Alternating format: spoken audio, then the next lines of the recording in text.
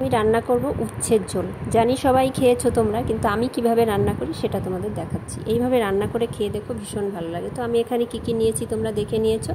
এবার আমি কড়াই বসিয়ে দিলাম উনুনে, তার মধ্যে আমি তেল দিয়ে দিচ্ছি। এবার এই তেলের মধ্যে কিন্তু আমি উচ্ছেগুলোকে সুন্দর করে ভেজে নেব। একটুখানি হলুদ আর লবণ কিন্তু দিয়ে দেবো, দিয়ে সুন্দর করে ভেজে নেব। আর অন্যদিকের কড়াইতে আমি বসিয়েছি মাছ ভাজা। এই যে এখানে তেল দিয়ে দিলাম, তেলের মধ্যে আমি মাছগুলোকে সুন্দর করে লাল লাল করে ভেজে তুলে নেব।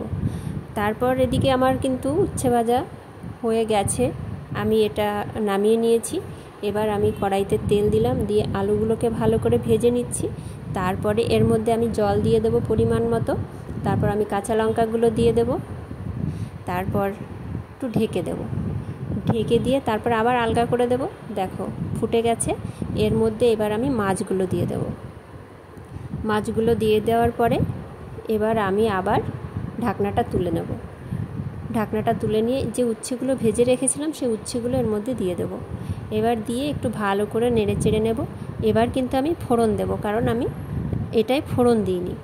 এবার নামিয়ে নিয়ে কড়াই বসিয়ে দিয়েছি, কড়াইয়ের মধ্যে তেলও দিয়ে দিয়েছি। এর মধ্যে দেব আমি শুধু রাঁধুনি ফোড়ন। হ্যাঁ, রাঁধুনি শুধু ফোড়ন দেব, তার মধ্যে ঢেলে দেব। এই যে ফোড়ন দেওয়া হয়ে গেল। এবার আমি নামিয়ে নেব। হয়ে গেছে অলরেডি তরকারি। দেখো কত সুন্দর কালার এসছে। এইভাবে তোমরা করে খেয়ে দেখো, ভীষণই টেস্ট, অসাধারণ খেতে লাগে। এর সঙ্গে কিন্তু বিরিয়ানিও পারবে না। আজকের ভিডিও আমার এই পর্যন্তই। তোমরা